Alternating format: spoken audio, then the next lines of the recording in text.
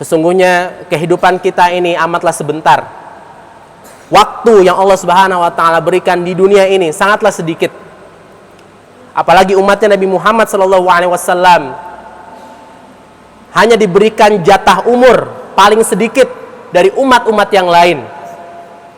Suatu ketika Nabi Nuh alaihissalam pernah bertemu dengan seorang ibu yang anaknya meninggal dunia. Ibu itu menangis. Kemudian Nabi Nuh bertanya, "Wahai ibu, apa yang hendak engkau tangisi?"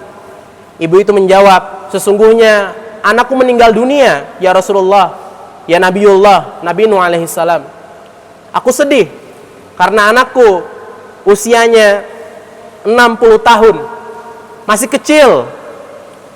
kecil usia 60 tahun. Ia belum menikmati hidup begitu panjang. Tapi dia sudah diwafatkan oleh Allah Subhanahu wa taala." Kemudian Nabi Nuh menjawab, "Wahai ibu, janganlah engkau bersedih. Ketahuilah, di akhir zaman nanti ada suatu kaum yang usia anakmu ini adalah usia paling tua di antara mereka."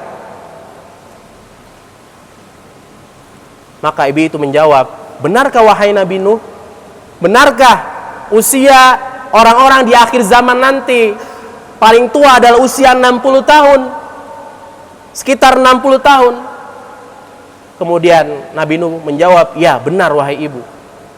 Kemudian ibu itu menjawab, "Kalau seandainya aku hidup di masa itu, maka akan aku pergunakan 60 tahun yang singkat ini untuk bersujud kepada Allah Subhanahu wa taala, dan sedikit pun aku tidak berpaling darinya."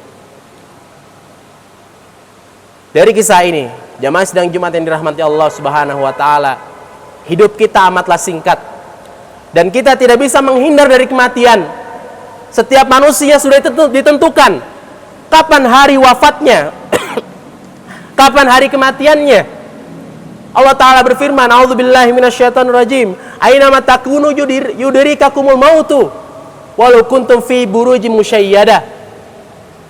Kemanapun kamu berlari, kemanapun kamu bersembunyi, kematian itu pasti akan mendatangimu, pasti akan menghampirimu, meskipun kamu bersembunyi di benteng yang tinggi dan kokoh.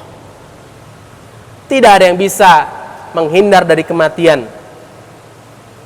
Dan kematian adalah sesuatu yang pasti. Kematian adalah pemutus angan-angan, pemutus cita-cita. Tidak ada yang bisa menghindar dari kematian. Maka dari itu, kita persiapkan agar kematian kita berakhir dengan husnul khatimah. Seseorang yang wafatnya dalam keadaan husnul khatimah, insya Allah perjalanan selanjutnya itu akan lebih mudah. Perjalanan di alam kubur, perjalanan di padang mahsyar, di yaumul hisab, yaumul mizan, ketika melewati as-sirat, jembatan as-sirat juga akan dipermudah oleh Allah Subhanahu wa taala. Mudah-mudahan kita termasuk orang-orang yang wafat dalam keadaan husnul khatimah dan dimudahkan perjalanannya oleh Allah Subhanahu wa taala.